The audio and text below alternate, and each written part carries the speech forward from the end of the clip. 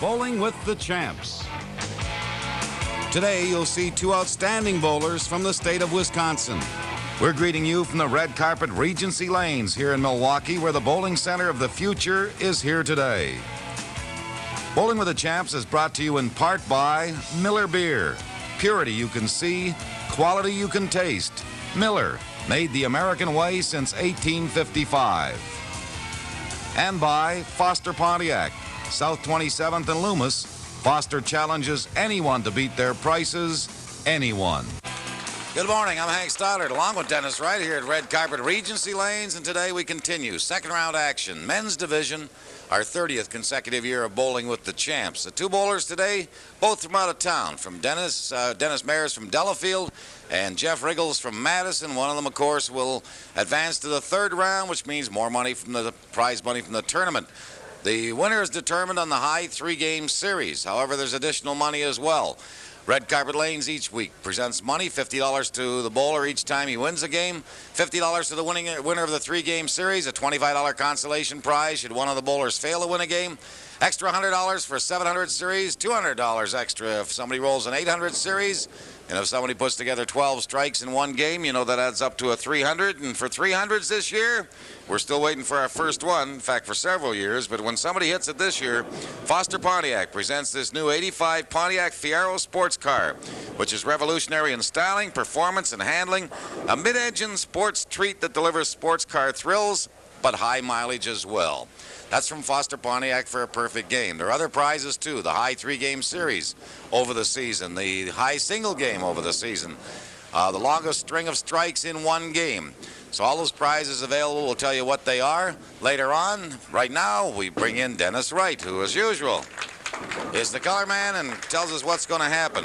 He's been doing a pretty good job of picking them. We don't tell you who he picks until after the match. But, Dennis, we've got youth against, well, not old-timers, certainly, but a little more years on Dennis Mair. And we also, again, have left-hander versus right-hander. That's right. And we also have one of the very fine bowlers in the state versus a bowler that really does it more for the fun of it. We had that situation when Dennis bowled his first match. As you recall, he bowled against John Megna, who definitely is one of the top bowlers, and he had no trouble with John. Of course, I don't think Jeff's going to be that good to him. John Megna had a rough day, but Dennis handled the pressure well.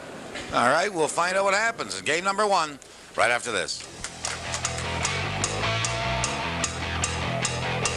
Jeff really turns that ball. A lot of turn.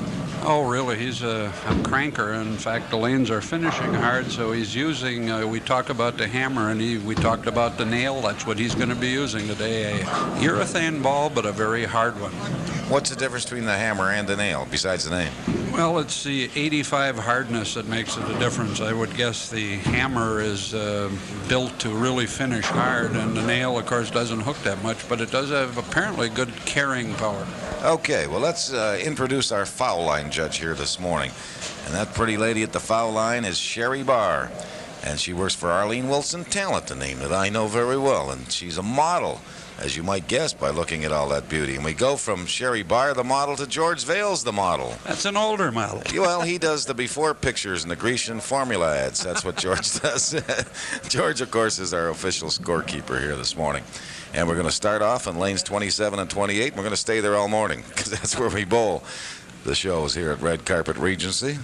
And last week's score's not too high. We'll see if we can get some higher scores this week from Dennis Mair and from Jeff Richgels. Dennis will start on the left lane, lane 27.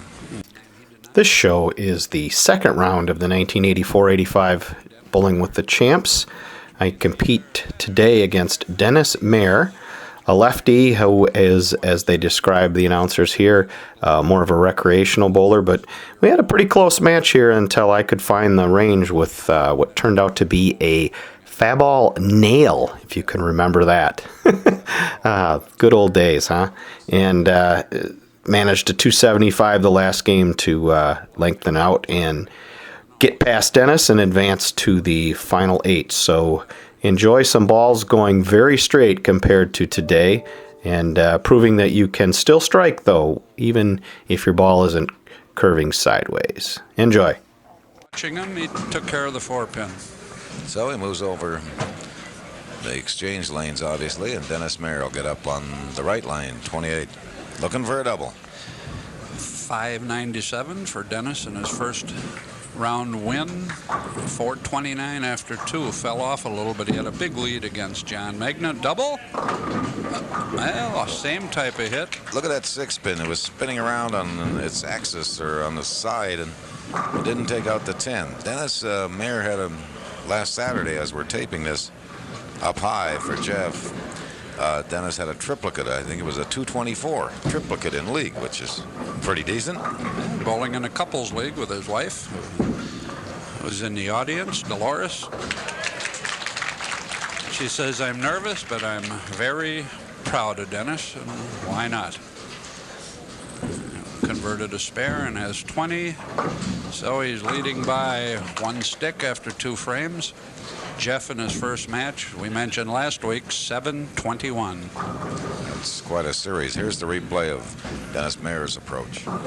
Not much of a backswing and a short follow through, off to the left, which stops you from pulling the ball. Doesn't bend all that much at the line either, but he gets some strikes, as you can see. That's 2 out of 3. So he's 20-40, hasn't wasted a pin. Jeff looking for strike number 1. His first appearance, he had 11 of them in the first game. Well, he's got his first one here. Buried one in the 1-3 pocket there in the 3rd frame. And since he's been on the show, he's won the Classic Lanes $1,000 Classic in Economolog, finished 2nd in the Olympic Lanes non-pro, and tacked on his 4th 300. So you'd think he was gone for about 3 seasons. No, it's about a month ago. And a double, Dennis Mair. Carrying those light hits. Bowling heavyweights don't disturb Dennis. Delafield, born in West Dallas for Dennis Mair. Teacher, right? Yes. Double? No. A little light. 6-pin went in the channel, stood up, and just pushed its way back into the pit without touching the 10. So it's spare, strike, potential spare for Jeff Richgels in game number 1. Some good bowlers looking on, Hank. Donald Cook will be on in a couple weeks. He was in the corner there with Jeff. In fact, Don Cook will be on next week, Hank, bowling Kurt Preston.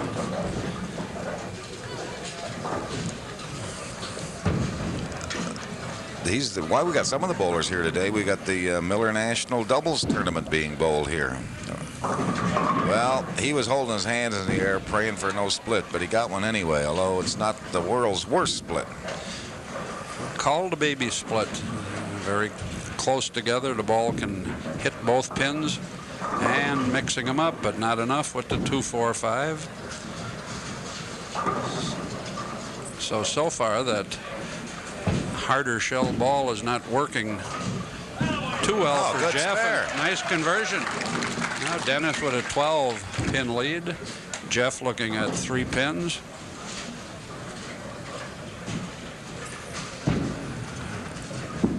Good speed. And the carry.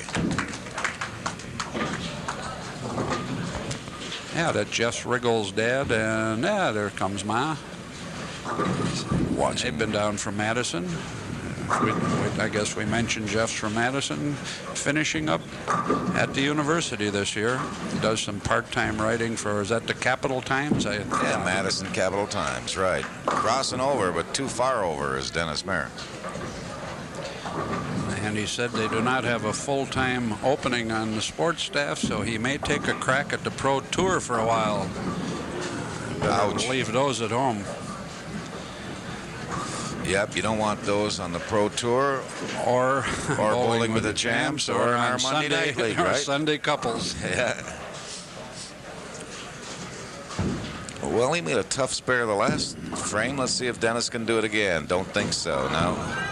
No, a chance to widen his lead because Jeff looks like he's facing a certain open. Boy, did he fire that. Yeah, and you see why he did that. So he wanted to, the only way you can probably make that is to get some freaky pin action, and the one pin did start to make an effort to come back in a pin deck. So we've got 11 pin advantage for the left-hander from Delafield. 113 to 102 after 6 frames. Dennis Mair, the leader, throwing now and back in the strike Yeah, pocket. you like that one. Dennis is school administrator, so I guess he's out of the classroom and takes care of the teachers.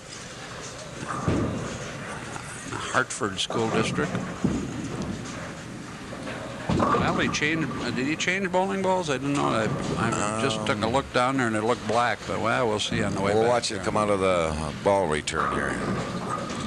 Here it comes any moment. There it is. Same one, the blue one, yeah. And again, it did not finish the way his ball normally does, but he doesn't normally throw this hard a shell ball. He did it to compensate for the lanes finishing hard. And a spare. So trailing by 11 and 1 strike only so far. You mentioned Don Cook here. Darryl Mizell also here. Darryl, of course, eliminated from our tournament, but when he lost 2 weeks ago or 3 weeks ago to Ben Haves, but still has that high 3 for the year up there. Corner pin for Dennis Mair. Almost carried that nose hit. Would have been a double, would have increased his lead. Now Jeff trailing by a mark. Yeah. Wow, as we call it, not even a count, and Jeff says, thought it was better. Well, maybe Jeff will turn it around from his previous appearance. Last time on the show, he went 279, 246, 196. So he was on a downward spiral last time. Maybe he's going to get better each game this time. He may have to. He certainly will have to. I don't think he's at a 180 pace, and I don't think that's going to win it. Dennis pretty steady, although he did miss rather badly in the 6th frame. But he's got a lead of 13 now. 13 pins, right? Yeah. 133, 120, both bowlers on spares. 9th frame. Choppy follow through. And a nice hit. So a 9th frame strike for Dennis Mair, and the Mair supporters up behind us with some applause. Jeff Richgels, his 9th frame. He's got one. So both of them, a little building strike in the 9th. They can both get into that 200 bracket. It'll take a little bit of doing for Jeff. It would take 1 strike for Dennis Mair. 200 average and a couple sanctioned 300 games to Dennis's credit with a high of 748. Crossing, no, just up in the nose. There's that Polish church we saw last week's winner, R.J. Syed, get that leave twice. Twice, that's right, and he was also left-handed. So now, Jeff with a strike. With a strike, running it. Oh, he likes it. Can he pull this game out? Yes, he's got to win. Unless Dennis could, by some short miracle, convert this, and you know, we talk like they're never made, but they're seldom made. Well, R.J. Syed, in one of his tries, got all but one. Yeah, he got 4 of them. He left the 6 pin, so let's see how Dennis handles it. No, he only got 1 of them. Oh, and that cost a lot of pins. Yeah, he was on a strike. So from a possible 213 game, and here goes Jeff. He can go 200, but talking about Dennis Mair, from a possible 213 with 1 frame to go, he knocked that down to 175. A big turnaround. He had a lead, and he's going to lose this game by over 20 pins. All in the 10th in 1 frame, yeah. When you got that strike working, both of them did. It can make a difference. Not this one. He's going to finish with a $196.7. 197, and he wins by 22 pins after trailing most of the game. So our first game winner, Jeff Richgels with a 197. Dennis Mair with a 175. So it's 22 pins in favor of Jeff as we come back with game number 2. In a few of game number 1, because they both had strikes up in the 9th, and Dennis had pretty good lead, but boy, it changed in a hurry there in the 10th because Jeff got 2 more strikes, and Dennis left up 5 pins and then only brought back 1 of them. Yeah, lost a lot of pins in that frame. And a breakup for the youngster from Madison. Jeff Richgels seemed a little disappointed. He's probably disappointed the way he delivered the ball. I wouldn't be disappointed with the result. You hit him on the nose, and you only got one pin to fire at you. No, he was disappointed the way he threw the ball. You're right. He has to feel very fortunate he doesn't have more than one up. Dennis Mair in the pocket. Oh, starts out like he did in game one. A 1-2 pocket hit. That's where the lefties want to go. And he took a lot off of that ball right at the 6 pin. Jeff, just 22 years of age, beat Gary Schmidt. Some of the bowlers around here we mentioned, Don Cook and Darrell Mizell. Your two old buddies, they're bowling down there somewhere, aren't they? Yeah, the Pinkies are in round 2 of the state match doubles, having won their first shot, and there's a strike for Jeff. It'll be history while you're watching the show, but we know they are in the second round. I mentioned that Jeff beat Gary Schmidt, who works over at Silverbird Lanes, 721. Gary had some trouble with 574. Yeah, Darrell had a high 3 of 739 or 730. We'll get back to that. Before the match started, we talked with the two bowlers and asked them what kind of a season they're having in bowling, and Dennis had this to say. The question relates to how has my season been. Up until about 6 weeks ago, I could say that in one word, but I won't use it on television. It hasn't been very good. I bought a new ball in the last 6 weeks. I've been bowling real well with it. I'm also pleased that I'm still involved in the show, so I guess it's good. Well, I agree, Dennis. I'd be pleased, too. And Jeff missed the head pin, left up 4 with the 5 pin hiding in the back. So he didn't capitalize on that strike. That one word, if it were Dale Lamons, it'd probably be jeepers. I would say. Well, he carried that one. He could have 3 in a row. That was a pretty solid 7 pin he left in the second frame there, Dennis Mair. Very easily, yeah. He would have been right back in the match. He would have evened it up. Is he going to make it? No, yep. He hadn't. He was maneuvering it in. Cranking it around, and it came enough. Shaking his head. Again, not because he made the spare, but the way he threw the ball. Jeff Richgels, same question. What kind of a year is he having? Well, I guess he better say he's having a pretty good one. We'll find out. He might not. My season's been going real well up to today. I've had a couple of 300 games. I won the Classic Invitational at Classic Lanes in Oconomowoc. I finished second in a couple other non-pro type tournaments. And in league, I'm bowling over 210 average just about everywhere I bowl. So far this year's been a pretty good season. Plus, I had the 721 in the show. I hope I can come close to that today. Well, Jeff admitted he was having a good season, but while he was making that statement, his opponent was getting a strike for a double. Really got 10 back, and again, killing that ball, and it's working on the 10 pin. We have somebody we want to show you here. We interrupt this program to bring you the #1 man on the FBI's top 10 of most wanted people. Now, this is Dale Lamons, our one-time producer and director on Bowling with the Champs. Have you seen this man? Well, Dale is here today. We had him on last week. We brought him back because there was such a demand. And he's a director with the City Bowling Association, and the City Men's 80th tournament is coming up. Dale has bowled in all 80 of them, and it's coming up a little later this year, April the 7th, I guess. Well, singles on the 20th, and I guess some of it starts on the 27th, but late April through May. And if you want to get involved, it's for team, singles, and doubles. That's a City Men's Tournament. You can call the Greater Milwaukee Bowling Association office. You can pick up an entry form there, or most bowling centers. So get your team involved in the 80th Annual City Men's Team Tournament. If you enter, Dale will personally come by to shake your hand. See, he's shaking hands now. And while he was doing that, a cherry chop for Dennis Mair.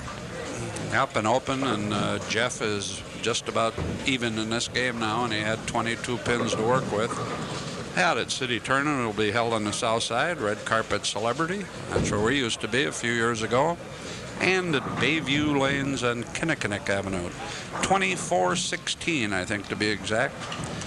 It used to be Ollie Rogan's Lanes at one time. An old landmark over on the south side. Kept up very well.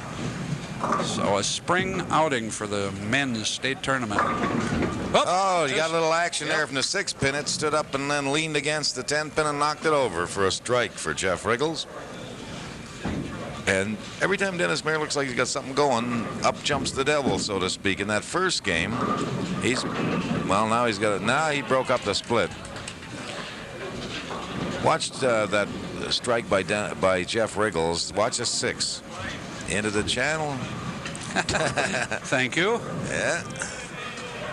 But in the first game, Dennis Mair had a strike and then a corner pin and a strike in the 9th, and then total disaster in the 10th. And here in this second game, he had a double going and then left a 4-7 and chopped it. And just when it looks like he's making a move, something goes wrong.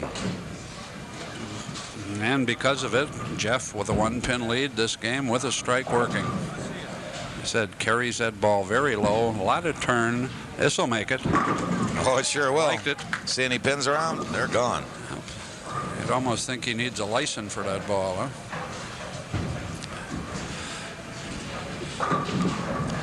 Yeah, let's see if Dennis can bounce back. Up high and a split. 2-7, which he converted. Game number 1. Game number 1. Fifth frame. Yep. We were talking last week about bowling in the Peterson tournament, and speed can be a real asset down there. If Jeff ever unwound and started firing as fast as he can, he knocked down all those pin setters in that building. Oh, just missed it. Tough. He's not been too lucky on those 2 spare conversions. The 4-7 he chopped, and that one he just skimmed by the 2 and got the 7. So that frame give Jeff 20, Dennis an open.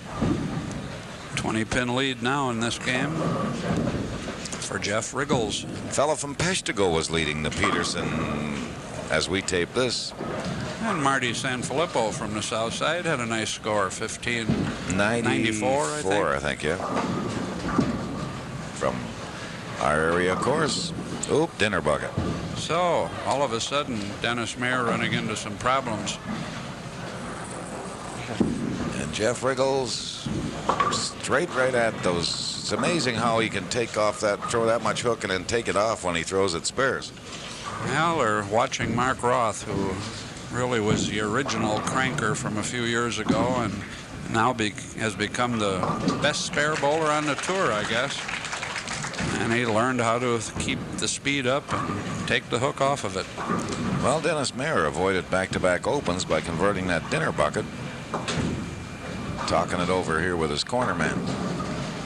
And the winner will pick up at least $1,000 and still have a shot at the big numbers on top, $5,000. Next year, the numbers are going up. Yeah, and if you want to get in the tournament, now's the time to start thinking about it. Really? We're getting into qualifying for next year's show, the 31st consecutive year of Bowling with the Champs. So Dennis is struggling, leaving up the head pin this time, the 1, 3, and the 6. And Jeff watched it all the way, but got it. As he said, a 210 average in almost all his leagues, and maybe hitting for the Pro Tour. Shot 1943 all events in last year's ABC. Wait. And there's the corner man for Dennis Mair, Maynard Saugstad. Saugstad, I guess you pronounce that. Aren't too many Maynards around anymore. Maynard Ferguson, you remember Maynard Ferguson? I used to bowl for Maynard Steel. Yeah, famous bowling sponsor. Oh, there's a strike. No doubt about that one. That's going to give Dennis or Jeff 200 plus.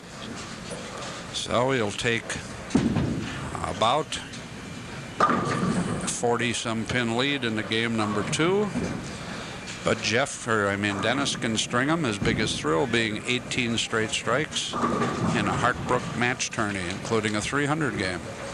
We had a pin that was off center there, so Jeff Richgels noticed it. You could do that all day at Peterson, and it won't do you any good. They just keep plopping down in the same lousy fashion. I started the third game, I think it was, and the 1-3, there was a gap there about 4 feet, it seemed, and so I kept resetting. I said I reset it about twice, and same gap, so I threw it and left a single pin. It pulled a dirty trick on our young lady on that squad, too. Remember, Hank? Those pins down there look like they've been in a coal bin for about 3 years, and of course, Susie was bowling so good, she marches into lane 15, 16. All of a sudden, they put up brand new pins at 15. Yeah, they looked like they were made of concrete and reacted like it. But what the heck? It's a fun tournament, and everybody's got an equal shot. In our tournament, Jeff Richgels is threatening to advance to the third round. He has exactly 400 after 2 games with a 203 to 179 for Dennis Mair. We'll check and make sure the computer agrees. Looks like it does. And have game number 3 for you after this. On the nose for 2 games, and here's the man that's going to come from behind if he's going to advance to the third round. The left-hander on lane 27. And very low strike production, Hank. 8 apiece for the bowlers. Well, a lot of mix. He got one in the back there? No. Nope. Just 1 5 pin. pin only.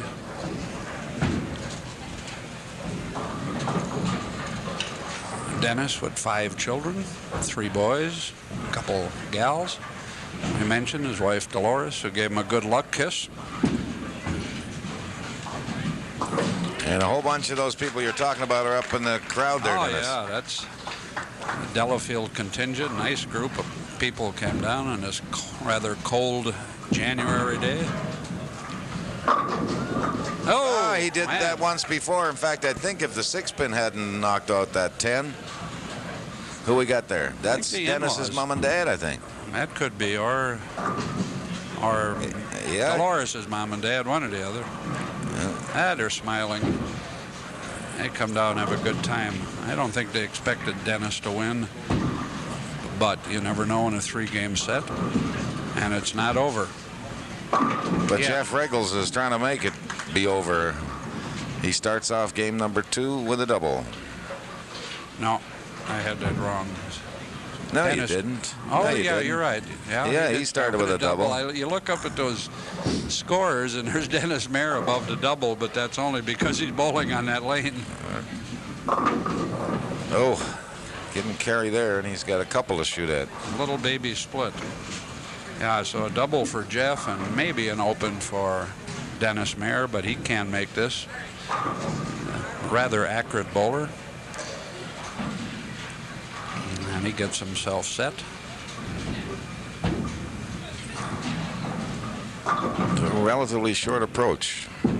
Right up to the foul line, but nobody's threatened to give Sherry Barr, a foul line judge, any work today here. Mentioned earlier, she works for Arlene Wilson Talent. We'll give her a plug if you're looking for models or speakers or need somebody for a commercial or something. Arlene Wilson Talent. Pretty young ladies like Sherry Barr. Talked about Dale Lamons. He also helped in Kids Bowling for Kids, co-chairman with Don Ciardo this year. And Dale, since his retirement, playing in that band, he helps our kids out, works for the city association. Doesn't help our kids out by playing in that band. He works hard. Dale plays the trombone. Kids Bowling for Kids, all volunteer program, and sometimes if you feel it isn't administered just perfectly, just remember those people work for nothing, and their rewards are having handicapped kids try and get healthy. And who knows, they could be yours or your grandkids someday. So when somebody asks for a donation, be generous. Jeff Richgels with another one. And that's 3 from the start. And you know what that means? He's only 9 away from driving away in the Pontiac Fiero from Foster Pontiac. We haven't given away that car. We know we came fairly close because Darrell Micel had a 279, and so did Jeff. So Jeff, yeah. Because Darrell has the high 3 of 730, Jeff's 279 is obviously the high eligible single. No, I don't think there's going to be any car. Came high, 3-6-10. Pulled it a little bit, shaking his head. Now he's going to go for that red bowling ball at this spare. I don't know how he finds time to do everything. To be a university student in Madison, write for the Madison newspaper part-time, and come over here all the time bowling. He's a busy young man. He's on the go. He has to be single, right? He's single, and he's thin. He doesn't have a chance to put on any weight. He's on the go, and he burns it up. There's a strike All for right, Dennis Mair. All right. People up from Delafield have something to cheer about. And how about a double for Dennis? Miller time, Henry. Yeah. There's Dolores. Uh-huh. And we're moving in now to the 5th frame of the 3rd game. That means it's Miller time. Bowlers getting strikes in this frame. Special award from Miller. Got it outside. Oh, He dropped hugging it. that last Yeah, board. he dropped it, I think, Dennis is. He's saying something on the way back. So he's got the 1-5 and the 8-9, an unusual leave. Hit it on the nose. That's what I do. That's where you should handle it, right square in the middle. Well, let's see how he does. Here it comes. There it is, right on the Nice nose. And conversion. carried them all. Jeff Richgels with a chance to win a dartboard from Miller. If he can get a strike here in the 5th frame of the 3rd game. Man uses all of the approach, and he gets to the foul line in a hurry. And he's got that. He got one. There it is. There's the Miller dartboard. It magically opens on its own. Watch. Here it comes. Who's inside there? Oh, just the dartboard. There it is. And Jeff Richgels is 1-1. Jeff with another strike. So that's 5 out of 6, Hank. he threw one bad ball. I mean, sometimes we say, oh, it could have been 6 in a row. Not this time. The one in the 4th frame, he didn't throw it very well. But he's got, as Dennis says, 5 out of 6. And Dennis Mair here, danger of being shut out. He's had that 3 times, Hank. Gets a little slow, and you try and fit it, and it's easy to do. And there's the 2-7 looking at you. Made it once, missed it once. Some of the matches we got coming up. This is our 3rd match in the 2nd round. So we, of course, have 8 matches in the 2nd round. So we've got 5 more coming up. Many of you math majors have probably figured that out already. Next week, Kurt Preston against Don Cook. Then we'll have Rob Bailey bowling against Greg Kelly. Greg was down on our Peterson squad and had a problem with his hand and had to withdraw. So we hope that it's recovered in time for him to bowl well on the show. Then we got Joe Natoli against Dan Hagen, Jimmy Certain against Dale Traber, and Keith Gehring against Jeff Henry. That will complete the 2nd round, move us on to the quarterfinals. Nice light hit for Dennis Mair. Took care of the 5 into the 6 and the 10, and the strike. And Jeff on a roll right here, 5 out of 6. Dennis was shaking his head there as he sat down. Maybe he figures the old gray mare ain't what he used to be. Oh, that's bad, Hank. That's bad. Couple of turkeys for Jeff. That's 3 in a row. And he's got, what's his best he can do in this game? 277. Well, he misses his own high single by 2. He's got 400 going in, so here it comes. And got another that mix. light hit. And that's another 4-bagger now for Jeff. Boy, I wish he'd thrown that ball better in the 4th frame. We'd really be getting excited about now. And we didn't mention his corner man, Terry Culbert, excellent bowler from Oshkosh, manages St. Mary's Lanes up in Oshkosh. Bowled internationally there, I think, Right. representing the U.S. a few years back in the 70s. There's Dennis. He's got a strike. Another good light hit. And a double. All right, let's ride him out for both bowlers. Well, I'll tell you what. I'm going to open up Dennis's pre-match prediction, and I think I know who he picked. He certainly did pick Jeff Richgels. I think you had to go with that. Dennis wasn't much choice, not to downgrade Dennis any, but as you said, Dennis more of a recreational bowler, and bowling is a major part of young Jeff Richgels' life. It really is. So you're 18-5 now. Oh, What a start.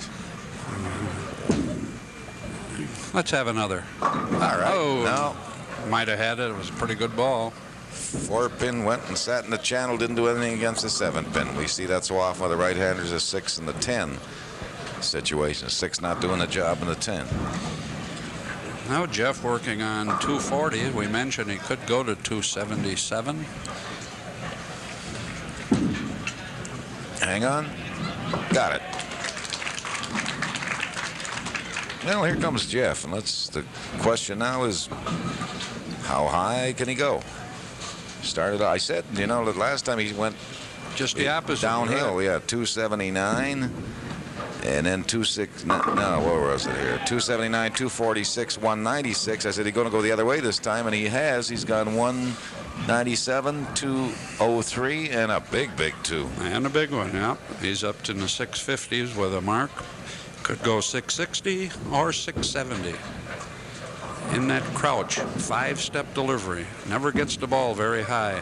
Coming, light, got it. And there they go. So that's how many in a row now? 6? 3, a bad ball, and then 6. Well, maybe he should make a longer string so that if he gets his high single knocked off, he can win the longest string of strikes. 279 is going to be tough to knock off for a high single. So.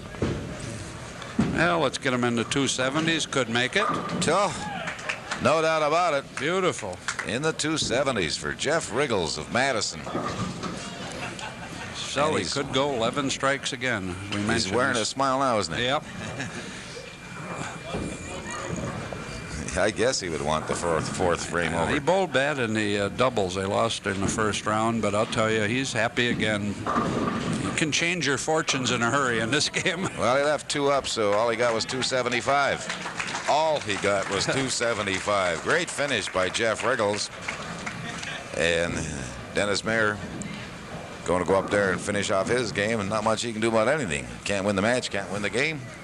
But you like to roll strikes, and maybe he can strike out here in the 10th. Yeah, he's a competitor. He wants everything he can get. How about it? Come on. Not much action over on the right side for him there. He's facing back surgery a little later this year, so we wish him luck. That might be part of the reason he doesn't bend down quite I would much, Hank. think that's probably true. He made it through, a couple thousand bowlers, made it to the finals, and won in his first match, so Dennis has done a fine job.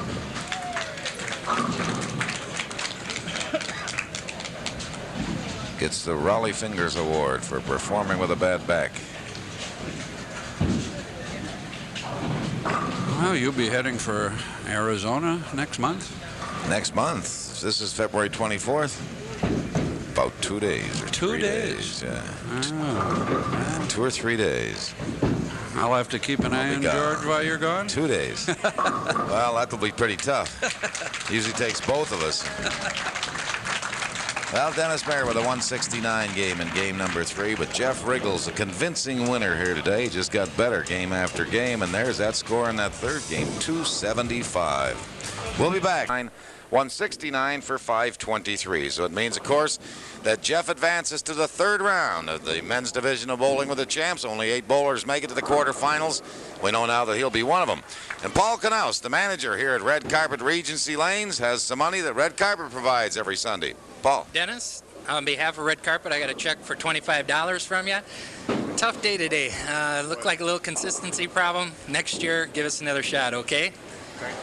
Jeff, wow, what can I say? When I get that fourth frame back maybe in the last game, I'd like to see you get a 300 game. Got a check for $200 for you. See you in the next round. Good luck. Wait a second, Paul. Before you go, while you're writing checks, Paul was one of the guys that backed me on adults bowling for kids. You haven't paid yet, so go. How much do I owe you there?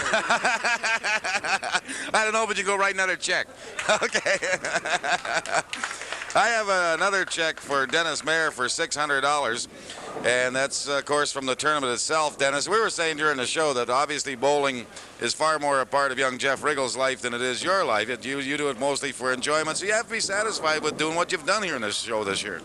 Yeah, I'm pleased, Hank. I was real happy to make the show, and I bowled consistently to qualify, but today I thought I had the line warming up on the 15th board, and suddenly I didn't have it. So Jeff came on good, and I wish him the best of luck. We had a shot of two handsome couple up there, and then another handsome couple. And I said to Dennis, "Is that? I think that's." I said, "I think it's Dennis Mair's mother and father, and Dennis Wright said, no, maybe it's his wife's mother and father. They're all up there. The camera's on my mother and dad now, and my wife's mother and dad are here. My wife is here, and I want to thank Dolores' folks and my folks, for without them, of course, neither one of us would be here. That's true enough, Dennis. You don't have to be a school administrator to figure that out, right? Well, we want to congratulate you again. And Dennis, I know you're going to have some back surgery, and I hope you're back bowling next year and come on back and qualify. I'll try again, Hank. Okay. Good luck, Jeff. Dennis Mair. And Jeff Richgels here, he had bowled earlier this morning in the doubles here, and you were having a bit of a struggle earlier today, weren't you? Yeah, I bowled 6 games and I had a high of 193. I was pretty proud of myself. Now you started off with a 190 and then a 203, and then you came back with that big 277.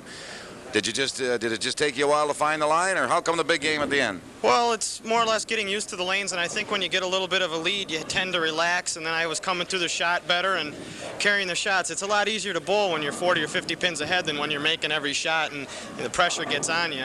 That's just the way bowling is. Somebody said, hey, you'd like to bowl a 4th frame over again, and that was really the only bad ball you threw in that 3rd game. Yeah, that was just a shot. I was thinking about 300 right out of the gate when I got the first 3. Terry, my doubles corner man's going, next 9 for the car, and last time I had the 270 and missed in the 4th. It was just a shot where I just got too excited. I started thinking about it, I guess.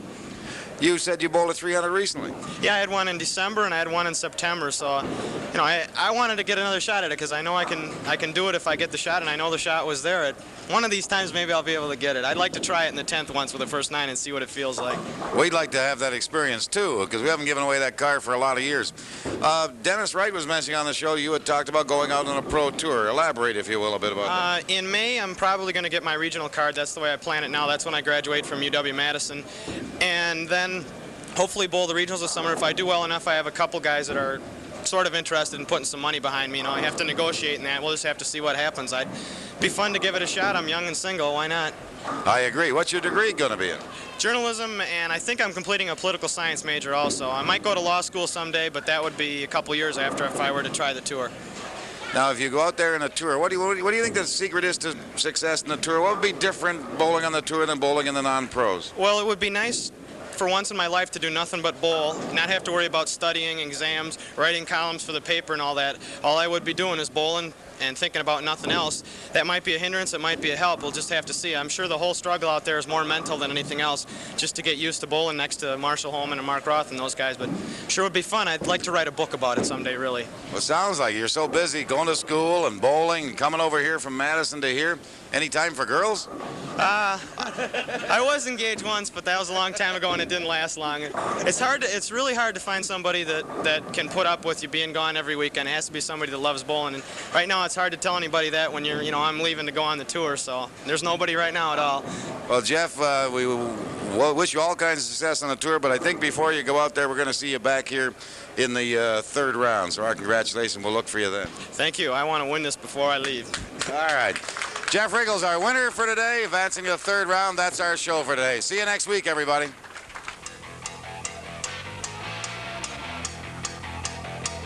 Bowling with the Champs was brought to you in part by Foster Pontiac, South 20.